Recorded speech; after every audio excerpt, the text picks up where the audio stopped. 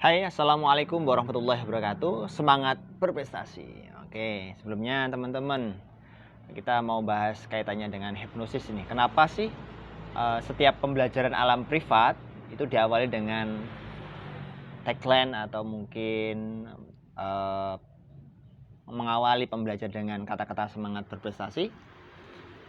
Tidak lain karena di bawah otak bawah sadar kita itu namanya eh, penting ya, maksudnya penting sekali. Di bawah otak bawah sadar kita itu ada namanya memori yang biasanya oleh praktisi-praktisi itu digunakan untuk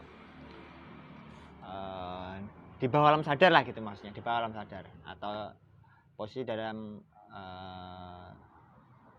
keadaan terhipnosis.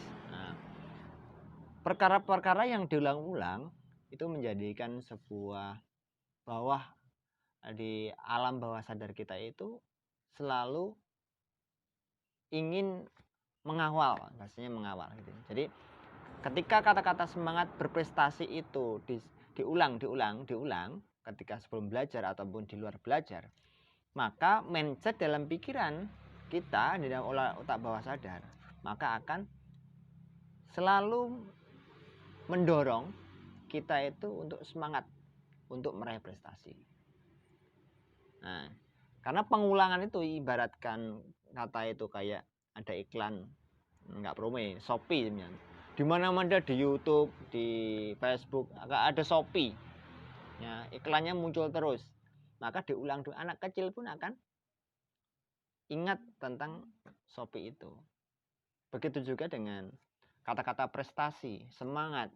Nah, dimanapun juga maka anak didik akan termotivasi untuk semangat untuk meraih prestasi. Itulah pentingnya dalam ilmu hipnosis digunakan untuk pendidikan, kemudian dituangkan dalam kegiatan alam privat itu sebelum belajar, memberikan tagline yaitu semangat berprestasi, sehingga siswa-siswa nanti akan termotivasi secara otomatis di bawah alam sadarnya akan semangat untuk berprestasi.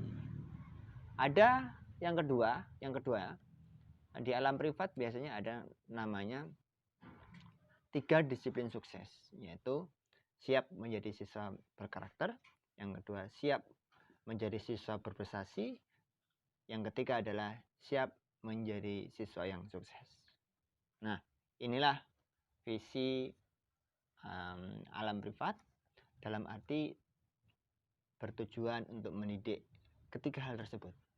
Maka dari itu, semua saja, bukan siswa alam privat saja, semua saja, ketika ingin mengamalkan atau mempraktekkan, menguji apakah benar atau tidak, atau ingin merasakan, maka silahkan dicoba sebelum belajar, sebelum tidur, atau sering-sering mengatakan semangat berprestasi. Nah, gitu ya. Kalau di alam privat semangat berprestasi seperti ini, terus yang siswanya siap semangat. Nah, seperti itu. Siap semangat.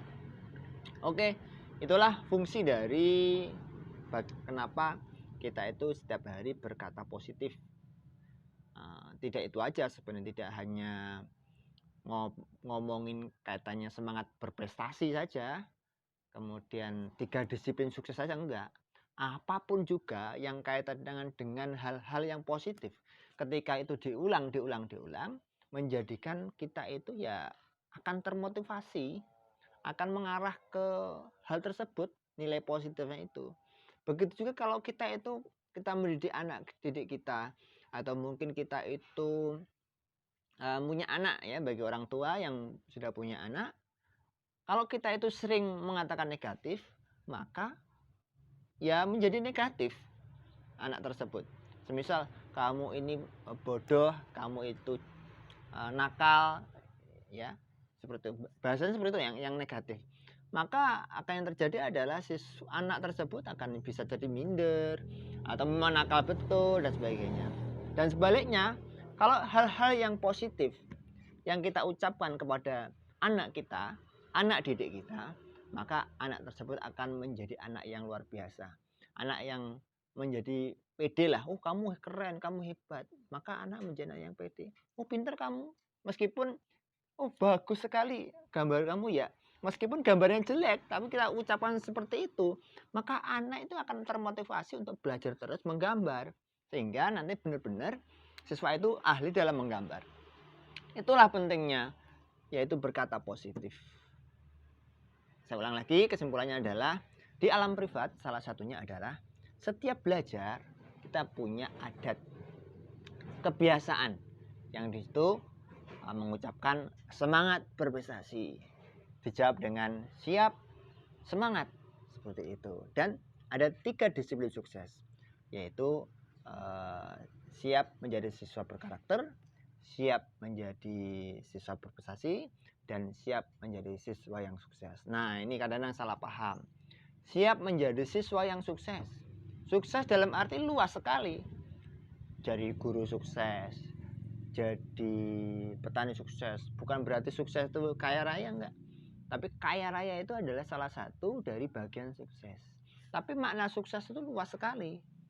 Jadi tidak hanya finansial saja, tapi bagaimana sehat, punya keilmuan, kemudian dirinya sehat, tentang kimia semisal.